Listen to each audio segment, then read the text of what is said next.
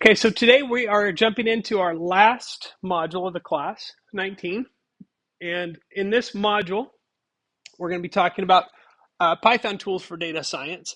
And I hope that this grabs your interest because we have actually launched a data science certificate at BC.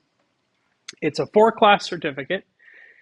And with it, you can qualify yourself for a number of different jobs in data science, which is a really rapidly growing field where you are helping all kinds of different industries make sense of data.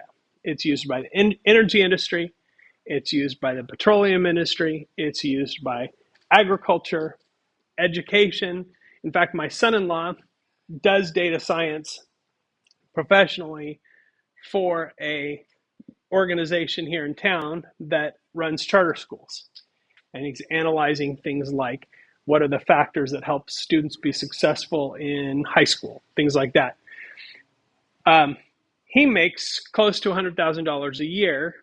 He has a master's degree, not just a certificate in data science, but a certificate in data science, especially if you pair that with something like an associate's degree in business or an associate's degree in computer science, can be very attractive for getting an entry-level job in that field. So something to think about. Our data science certificate has 4 courses in it. It requires statistics.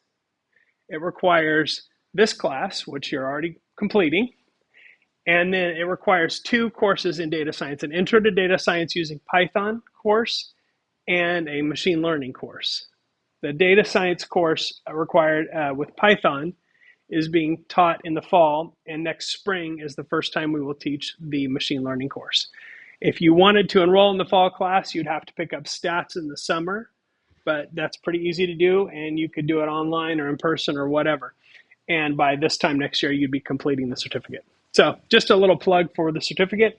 Let's get into some tools for data science. Oh, wait, one other thing.